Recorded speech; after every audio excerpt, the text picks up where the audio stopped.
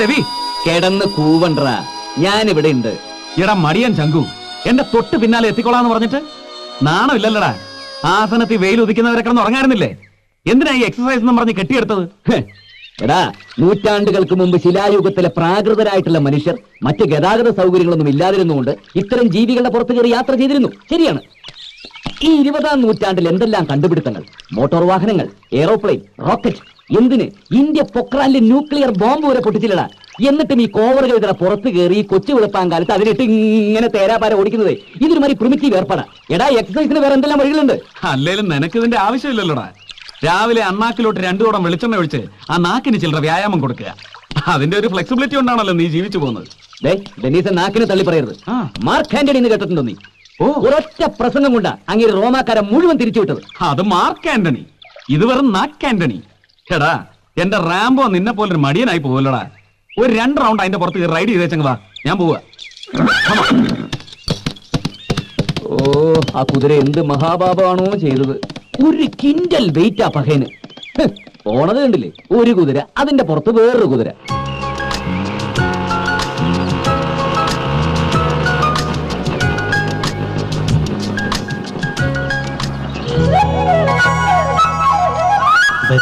Mistakes.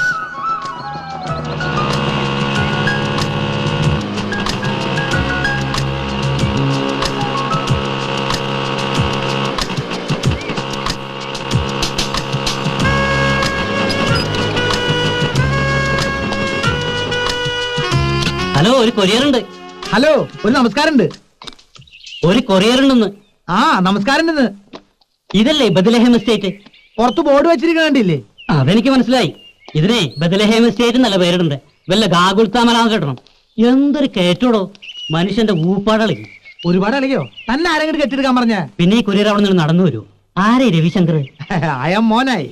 പണ്ട് മോളായിരുന്ന? എടോ, എന്റെ അച്ഛന് മോനായി, അപ്പൊ ഞാൻ മോനായി. Very good. ഞാൻ ഈ രവിശങ്കർ ആരാന്ന് ചോദിച്ചത്. താൻ ആദ്യം ഞാൻ ആരെന്ന് മനസ്സിലാക്കി, പിന്നെയല്ലേ രവിശങ്കർ? അതെനിക്ക് മനസ്സിലായി. ആ ചായക്കടക്കാരൻ ചക്കൻ പറഞ്ഞു. എന്ത് പറഞ്ഞു? ഒരു കരിമന്തി അവിടുത്തെ കാര്യസ്ഥനം. കരിമന്തി ആ ചായക്കടക്കാരന്റെ തന്തയാ. അപ്പൊ നിങ്ങളുടെ മോനാ ചക്കൻ? എടോ കൊറിയേ, അയാൾ മോനായി. മാനേജർ ഓഫ് ബദലഹം എസ്റ്റേറ്റ്.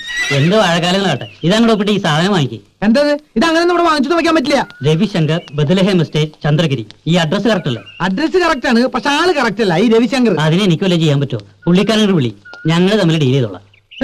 എടോ, ഈ ഫാം എന്റെ ബോസ് മിസ്റ്റർ ഡെന്നി സാറിന്റെയാ. ഈ പറഞ്ഞ രവിശങ്കറും ഡെന്നി സാറും തമ്മിൽ കേട്ടപ്പോ ഒരു ഫ്രണ്ട്ഷിപ്പ്, അത്രേ ഉള്ളൂ. അല്ലാതെ അയാൾക്ക് വരുന്ന പാർസൽ മുഴുവൻ 2 കൈ നീട്ടി സ്വീകരിക്കാന്ന് പറഞ്ഞാൽ നടക്കില്ല. ഇതിനകത്ത് വല്ല ബോംബാണെങ്കിലോ? ബോംബാണെങ്കിൽ പൊട്ടുമറിയല്ലോ. നിന്റെ ചേട്ടത്തിന് എത്ര പൊട്ടിച്ചാൽ നിനക്ക് മനസ്സിലാവട്ടെ, ഞാൻ പൊട്ടിച്ചാന്ന്.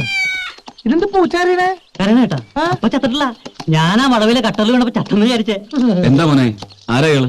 സാറ് ഇയാൾ കാലത്ത് തന്നെ വന്നെന്തോ ചോറിയാണെന്നൊക്കെ പറഞ്ഞ പ്രശ്നം ഉണ്ടാക്കുന്നുണ്ട്. എന്താ ചുറ്റിക്കളി കേസാ? എന്താടോ? Sir, I am from Diana couriers. ഒരുപാട് ദൂരം യാത്രയാണ് സാർ ഞാൻ വരുന്നത്. ആക്ച്വലി ഞങ്ങൾക്ക് ഏരിയയിൽ സർവീസ് ഇല്ല. ഇത് സോണൽ ഓഫീസിൽ നിന്ന് ബ്രാഞ്ച് ഓഫീസിലേക്കും അവിടെ നിന്ന് സബ് ഓഫീസിലേക്കും സ്പെഷ്യൽ ഇൻസ്ട്രക്ഷൻ വന്ന കേസാണ് സാർ. ഈ പൂച്ചക്കുട്ടി ജീവനോട് എത്തിക്കണമെന്ന്. ബൈ ഗോഡ്സ് ഗ്രേസ് ഇതിനോട് എത്തിക്കണം സാർ. മൈ ഗുഡ്നസ്, ഇതാർക്കാ? മിസ്റ്റർ രവിശങ്കറിന്. മോനായി പറഞ്ഞ കേക്ക്. രവി സാറിന് പട്ടിയുടെ രൂപത്തിലും പൂച്ചയുടെ രൂപത്തിലും ഓരോ സാധനങ്ങൾ വരുന്നത്. ഇത് ഏറ്റെടുക്കേണ്ട അവസാനം പുലിവാലാവും. ഇതെങ്ങനെയാണ് പുലിവാലാവുന്നത്? ഇത് പൂച്ചവാലല്ലേ? ഇത് ഞാൻ പിടിച്ചോളാം. ആരെടുത്ത് ചോദിച്ചിട്ടായി ഗൗൺ എടുത്തിട്ട്? ഇന്നലെ രാത്രി തണുപ്പുണ്ടായി സംശയം, അതുകൊണ്ട് എടുത്തിട്ടാ. നീ അയാൾക്ക് ഒരു 100. ഓക്കെ, 150. ഇല നക്കി പട്ടിയുടെ കിരി നക്കല്ലേട്ടാ. ഇലയിലും എല്ലാം നക്കാണ്ടായിട്ട് വേണ്ട നിന്റെ കിരി നക്കാൻ.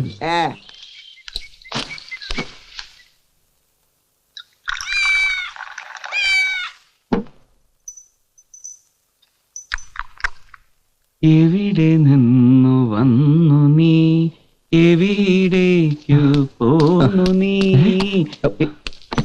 ഇതാണോ? എന്താ വല്ല ഫേസ് കട്ട് ഫീൽ ചെയ്യുന്നുണ്ടോ? ആഹാ, നിന്റെ അതേ മുഖച്ചായ. ഇതിപ്പോ എവിടെ നിന്ന് ചാടി? നിനക്കൊരു ഐഡിയ ഇല്ലേ? അയച്ചാളുടെ ഫ്രം അഡ്രസ് പെട്ടിപ്പുറത്തുണ്ടാവുമല്ലോ. ആ, പെട്ടിപ്പുറത്തുനിന്ന് ഒരു പട്ടി കടിച്ചെടുത്തുണ്ട് പോയി.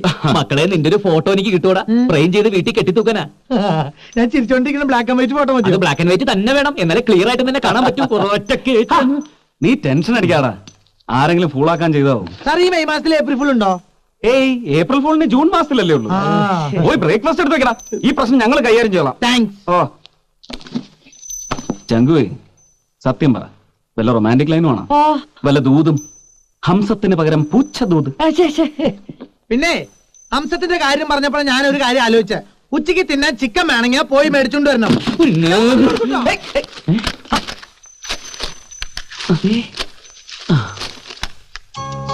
ഒഴിവുകാലം വരുന്നു എന്റെ സുന്ദരൻ മുറച്ചെറുക്കൻ പൂച്ചെ. നിന്നെ മറ്റു മുറക്കുറിഞ്ഞികൾ അറിയാതെ ആദ്യം ഓടിയെത്തിയ thanks to the courier service ബ്രാക്കറ്റിൽ ഈ കുറിഞ്ഞെ മനസ്സിലായോ നിനക്ക്? ഉത്തരമറിയാൻ ഞാൻ വരുന്നു. Yes man, I am coming. എടാ ചങ്കുവേ, ഇത് line, high power extra tension line. എന്നാലും ഏത് കുരിശാടത്? ഞാൻ വരുന്നു, ഒഴിവുകാലം. എങ്ങോട്ട് വരുന്ന കാര്യം എനിക്കൊന്നും മനസ്സിലാകുന്നില്ല. നിനക്ക് എത്ര അമ്മാമാരാ? 5. അവർക്കെല്ലാവർക്കും കൂടെ എത്ര പെമ്മക്കളാ? 12. അതിലൊരു 5 എണ്ണം വലുതാ. എന്ന് വെച്ചാ കെട്ടുപ്രായം എത്തിയത്. ആ, അതിലൊരുത്തി നിന്നെ പ്രേമിക്കുന്നു. നീ അറിഞ്ഞോ അറിയാതെ? എനിക്കൊരു പുല്ലുമില്ല, എനിക്ക് ആരോടൊരു പ്രേമവുമില്ല.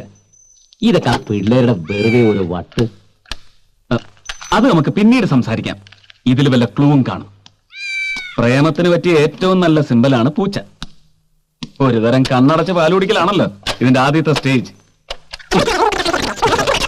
ഓ, ചൈന ഭാഷയാ. പെണ്ണ് ചിലപ്പോ ചൈനക്കാരി ആയിരിക്കോ? ഇതല്ലടാ, കാസറ്റ് ഒരുങ്ങിയതാ.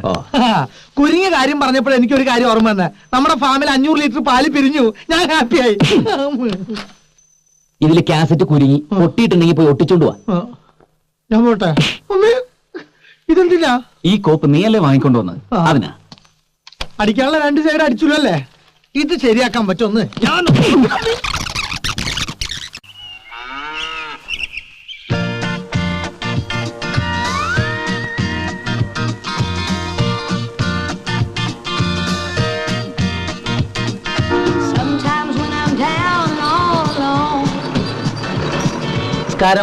നമസ്കാരം. ഓ, നമസ്കാരം. നമസ്കാരം. മുതലാളി ഒന്ന് കാണാൻ വന്ന അവിടെ ഇല്ലേ? മുതലാളി? എന്താ കാര്യം? കാര്യം രവിശങ്കർ മുതലാളിയോട് നേരിട്ട് പറയാനുള്ളതാ. ഓ, രവിശങ്കർ മുതലാളി. പറയണം ചേട്ടാ, എന്താ പ്രശ്നം? ഇവിടത്തെ ഒരു 50 പശുക്കളെ വിൽക്കാനുണ്ടെന്ന് പറഞ്ഞിരുന്നു. ആര് പറഞ്ഞു? രവിശങ്കർ പറഞ്ഞു? ഇല്ല, ഞാൻ ബ്രോക്കർമാർ വഴി അറിഞ്ഞതാണേ. ഇവിടെ അങ്ങനെ ഒരു പ്ലാൻ ഇല്ലല്ലോ. പശുവിനെ വിൽക്കുന്ന കാര്യം ആരോടും പറഞ്ഞിട്ടുമില്ല. നമുക്കതിനെ കുറിച്ച് അറിയാഞ്ഞിട്ടാവും. രവിശങ്കർ മുതലാളിയെ വിളിക്കൂ, ഞാൻ സംസാരിക്കാം. എന്നോട് ബ്രോക്കർ കണ്ണപ്പനാണ് പറഞ്ഞത്. അയാൾ നുണ പറയില്ല. ചേട്ടാ, ഇപ്പൊ ഞാൻ പറയുന്നൊന്ന് വിശ്വസിക്കേട്ടാ. ഇവിടുത്തെ ഒരൊറ്റ പശുവിനെ പോലും വിൽക്കാൻ ഉദ്ദേശമില്ല. അത്രയ്ക്കങ്ങ് തറപ്പിച്ച് പറയാൻ നമ്മളാരാ? ഞാനാ ഇതിന്റെ ഓണർ, ഡെന്നിസ്. എന്താ ഞാൻ പറഞ്ഞ പോരെ? ഓക്കെ. അപ്പൊ രവിശങ്കറോ? രവിശങ്കറിന്റെ ഫാം ആണെന്നാണല്ലോ ഞാൻ കേട്ടത്.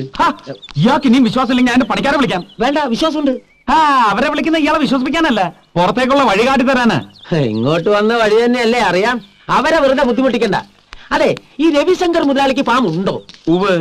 പുറത്തെ റോഡിലോട്ട് ഇറങ്ങി കിഴക്കോട്ട് വെച്ച് പിടിക്കണം. 1/2 ഫർലോങ് ചെല്ലുമ്പോ കാണാം രവിശങ്കറിന്റെ ഫാമിന്റെ ബോർഡ്.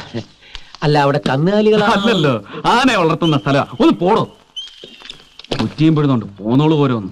അല്ല, സാറ് കിഴക്കോട്ടാണോ? അല്ലല്ലോ,